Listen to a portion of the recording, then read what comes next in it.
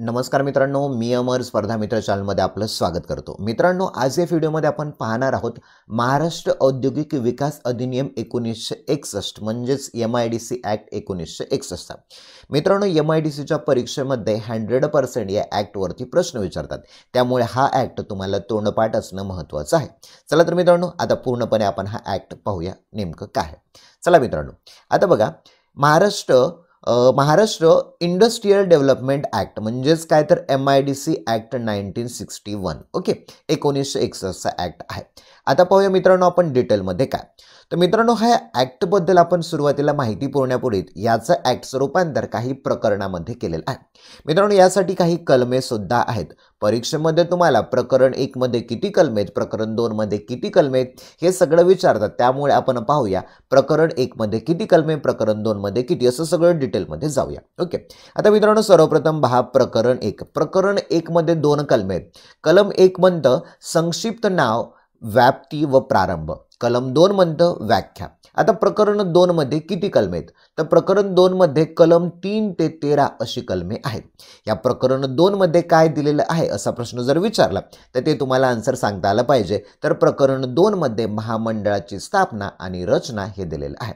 आता पाहूया मित्रांनो या प्रकरण 2 मधले डिटेलमध्ये। ओके, प्रकरण 3 काय म्हणतं, महामंडळाची स्थापना करणं आणि त्याचे कायद्यात संस्थापन करणं।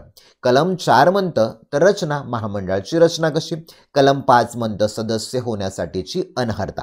मित्रांनो, आपण एक स्टेप बाय स्टेप सर्व प्रकरण पाहणार आहोत, तर सुरुवातीला आपण याचं छोटंसं बारकाई लक्षात घेऊया आणि नंतर डिटेलमध्ये जाऊया।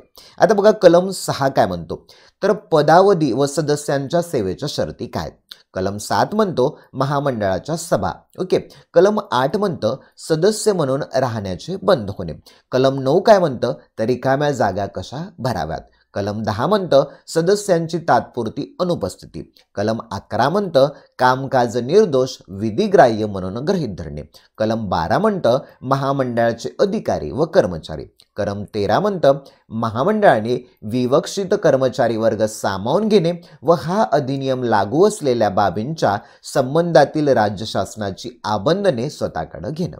आता मित्रांनो पुढे आहे बघा आपल्याकडे प्रकरण 3। तर प्रकरण 3 मध्ये कलम येतात 14 ते 18 मध्ये। प्रकरण 3 मध्ये येतं महामंडळाची कामे आणि महामंडळाचे अधिकार। आता पाहूया या प्रकरण 3 मधलं जे कलम 14 आहे त्यामध्ये काय, तर कलम 14 मध्ये येतं महामंडळाची कामे काय आहेत। कलम 15 मध्ये येतं महामंडळाचे सर्वसाधारण अधिकार काय आहेत। कलम 16 मध्ये येतं महामंडळाच्या आदेशाचे आणि दस्तऐवजांचे अधिप्रमाणन। कलम 17 मध्ये येतं सेवा आकार बसवण्याचा अधिकार। कलम 18 मध्ये येतं राज्य शासनाचे निर्देश देणं। आता पाहूया मित्रांनो प्रकरण 4 मध्ये किती कलम येतात। प्रकरण 4 मध्ये येतात कलम 19 ते 28। ओके, तर 19 ते 28 मध्ये आता पाहूया काय येतं, तर प्रकरण 4 मध्ये येतं वित्त व्यवस्था व लेखा परीक्षा।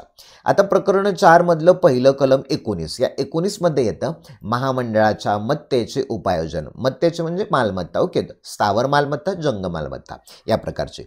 कलम 20 मध्ये येतं महामंडळाच्या निधीबाबत सूचना। कलम 21 मध्ये येतं महामंडळाला अनुदाने, अर्थसहाय्य, कर्जे व आगाऊ रक्कम देणे। कलम 22 मध्ये येतं महामंडळाच्या कर्ज काढण्याचा अधिकार। कलम 23 मध्ये येतं अनामत रक्कमा म्हणजे डिपॉझिट। ओके, कलम 24 मध्ये येतं राखीव व इतर निधी। कलम 25 मध्ये येतं निधीतून रक्कमा खर्च करणे। कलम 26 मध्ये येतं अर्थसंकल्प आणि कामाचे कार्यक्रम पत्रक। कलम 27 मध्ये येतं लेखे व लेखा परीक्षा। कलम 28 मध्ये येतं समवर्ती व विशेष लेखा परीक्षा।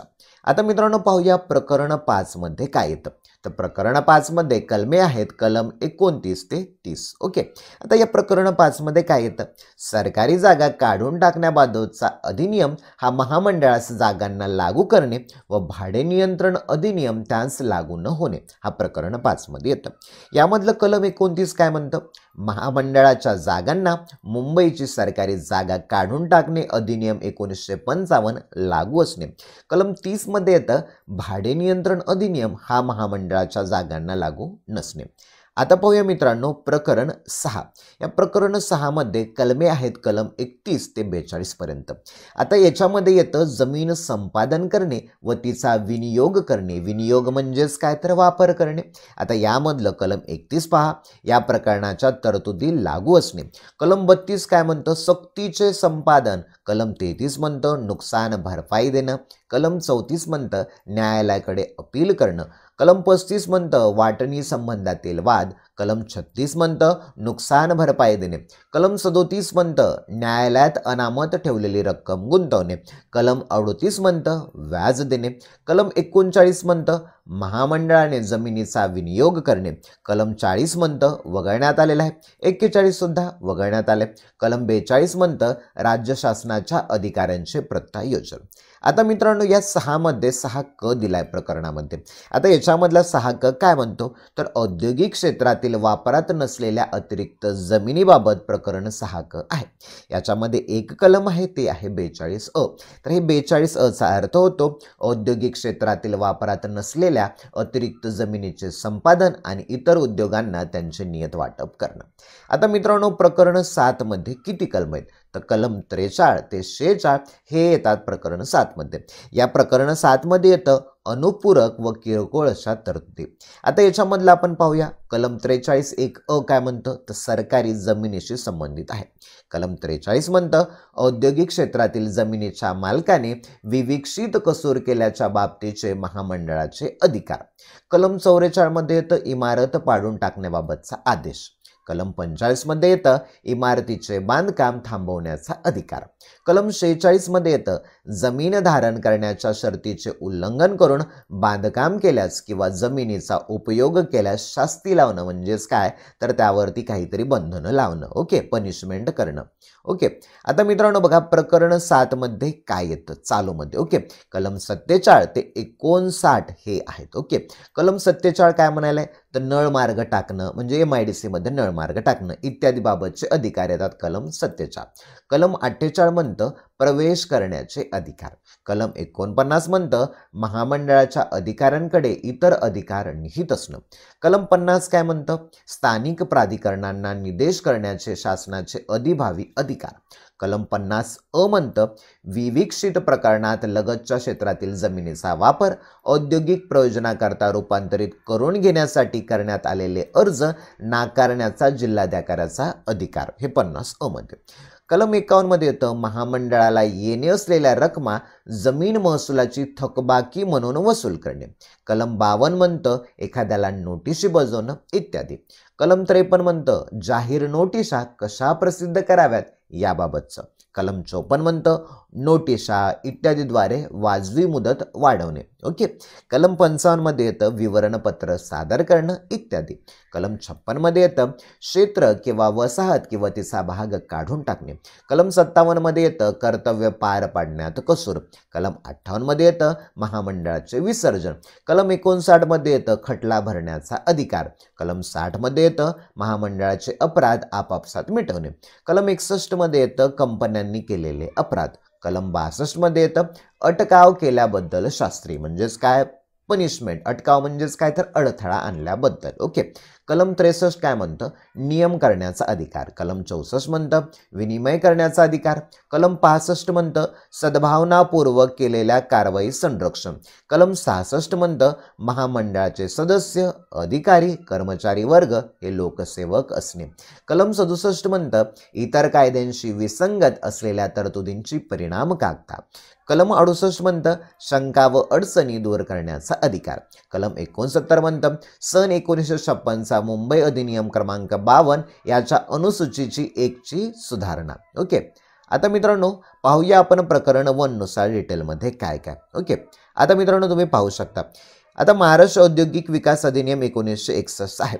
या अधिनियमास 28 फेब्रुवारी 1962 रोजी राष्ट्रपतींची अनुमती मिळाली. प्रश्न विचारू शकतात की या अधिनियमांना राष्ट्रपतींनी अनुमती केव्हा दिली तर 28 फेब्रुवारी 1962 ला अनुमती दिली. आता बघा ही अनुमती महाराष्ट्र शासन राजपत्र असाधारण भाग 4 दिनांक 1 मार्च 1962 ला प्रथम प्रकाशित झाली. ओके, आता यामध्ये मित्रांनो आपण पाहूया नेमकं काय काय दिलेलं आहे बघा. महाराष्ट्र राज्यातील औद्योगिक क्षेत्रात व औद्योगिक वसाहतीत उद्योगधंद्यांची पद्धतशीर स्थापना करणे, विशेष तरतूद करणे आणि सामान्यतः त्यांची करण्यास सहाय्य देणे व त्या प्रयोजनांसाठी औद्योगिक विकास महामंडळाची स्थापना करणे आणि उपरोक्त बाबींशी संबंधित असलेल्या प्रयोजनांसाठी तरतूद करणे याबाबत अधिनियम देण्यात आलेले आहेत. ओके, आता पाहूया मित्रांनो आपण थोडंसं आणखी डिटेलमध्ये काय काय दिलं आहे. आता प्रकरण 1 प्रारंभिक मध्ये काय. आता प्रकरण 1 मध्ये दिले संक्षिप्त नाव काय, व्याप्ती कशी आहे आणि प्रारंभ कसा झालेला आहे याबाबत आपण पाहूया. बघा, कलम 1 काय देतं, या अधिनियमास महाराष्ट्र औद्योगिक विकास अधिनियम 1961 असं म्हणावं. ओके, काय म्हणावं, महाराष्ट्र औद्योगिक विकास अधिनियम 1961. तर तो कुणाला लागू आहे, तर कलम 2 नुसार तो संपूर्ण महाराष्ट्रास लागू आहे. आता कलम 3 बघा, हा अधिनियम त्याचे प्रकरण 6 खेरीज करून ताबडतोब अंमलात येईल. प्रकरण 6 हे राज्य शासन राजपत्रातील अधिसूचनेद्वारे त्याबाबत वेळोवेळी नेमून देईल व त्या क्षेत्रात व त्या दिनांकापासून अंमलात येईल.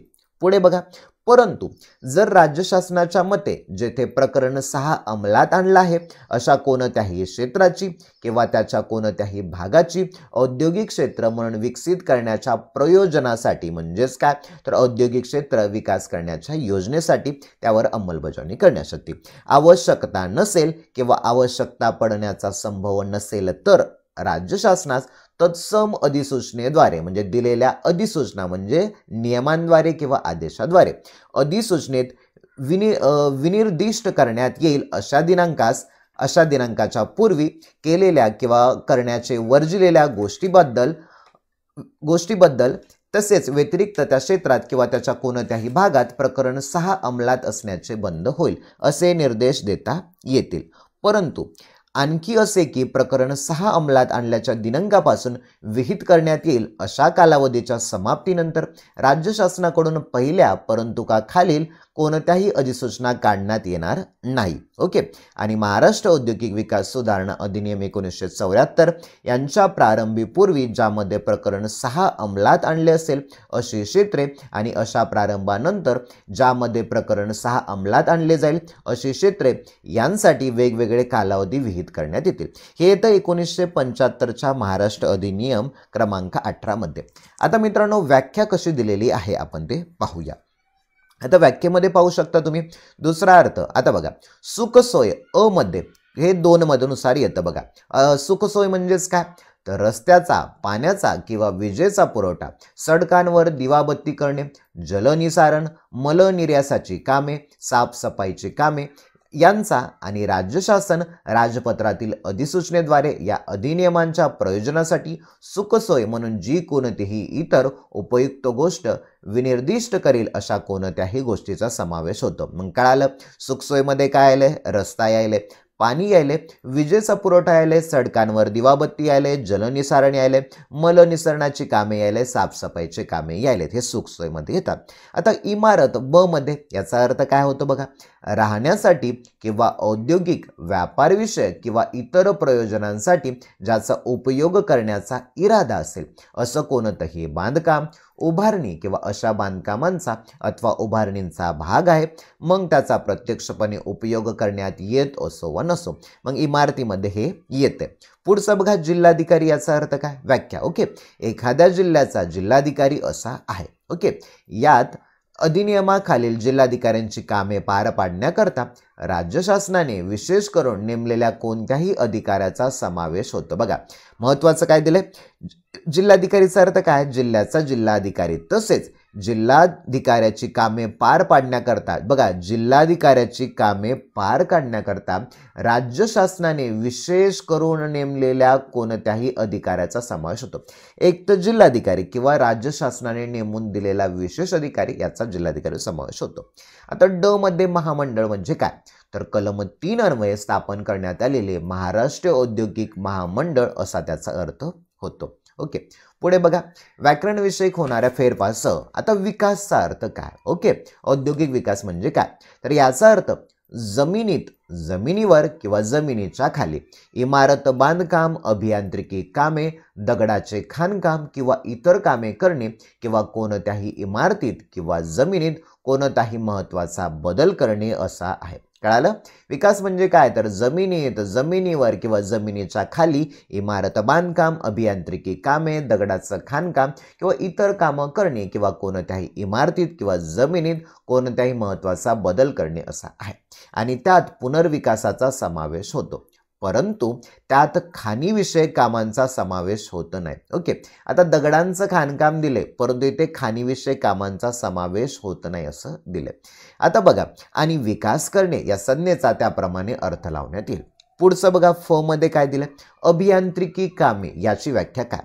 तर एखाद्या रस्त्यावर जाण्या येण्याच्या मार्गाची योजना करणे किंवा असे मार्ग टाकणे किंवा पाणी पुरवठ्याच्या साधनांची व्यवस्था करणे यांचा समावेश होतो. आता औद्योगिक क्षेत्रामध्ये काय होतो बरं याचा अर्थ? राज्य शासनाने राजपत्रातील अधिसूचनेद्वारे औद्योगिक क्षेत्र म्हणून जाहीर केलेल्या ज्या कोणत्याही क्षेत्राचा विकास करावयाचा असेल आणि ज्यात उद्योगधंद्यांना जागा द्यावयाची असेल असे कोणतेही क्षेत्र असा आहे. आता औद्योगिक वसाहत याची व्याख्या काय? तर राज्य शासनाने निवड केलेल्या त्या कोणत्याही जागेत महामंडळ, कारखाने किंवा इतर इमारती बांधील आणि ते कोणत्याही उद्योगधंद्यासाठी किंवा कोणत्याही वर्गाच्या उद्योगधंद्यासाठी जी जागा उपलब्ध करून देईल ती कोणतीही जागा असा आहे. आता बघा, याच्यामध्ये जाण्या येण्याची साधनेमध्ये काय दिले? यात वाहनांसाठी किंवा पादचाऱ्यांसाठी असलेल्या रस्त्याच्या किंवा कोणत्याही जाण्या येण्याच्या साधनांचा समावेश होतो. मग असा मार्ग किंवा अशी साधने खाजगी असोत वा सार्वजनिक असोत. पुढे बघा, जागाचा अर्थ काय येतो? कोणतीही जमीन किंवा इमारत किंवा एखाद्या इमारतीचा भाग असा आहे आणि त्यात पुढील गोष्टींचा समावेश होतो. बघा, एक मध्ये काय दिले? अशा इमारतीस किंवा इमारतीच्या भागाशी संबंधित असलेला बगीचा, पटांगण, उपग्रह असल्यास ते उपग्रह आणि इमारतीचा अधिक फायदेशीर उपयोग व्हावा म्हणून अशा इमारतीस किंवा इमारतीच्या भागास जोडलेली कोणतीही जोडकामे हे जागेमध्ये येतं. आता ट मध्ये काय दिले? विहित केलेले म्हणजे ठरवलेले. याचा अर्थ या अधिनियमांद्वारे केलेल्या नियमांद्वारे विहित केलेले असा आहे. तर मित्रांनो, आता 1894 मध्ये काय दिलंय? तर ठ मध्ये दिले बघा, जमीन आणि हितसंबंध असलेली व्यक्ती या शब्दप्रयोगाचा अर्थ त्यांना अनुक्रमे भूमी संपादन अधिनियम 1894च्या कलम 3 मध्ये जो अर्थ नेमून दिलेला आहे तोच अर्थ असेल. तर मित्रांनो, हे होतं प्रकरण पहिलं. हे येथेच आता संपलेलं आहे. ओके.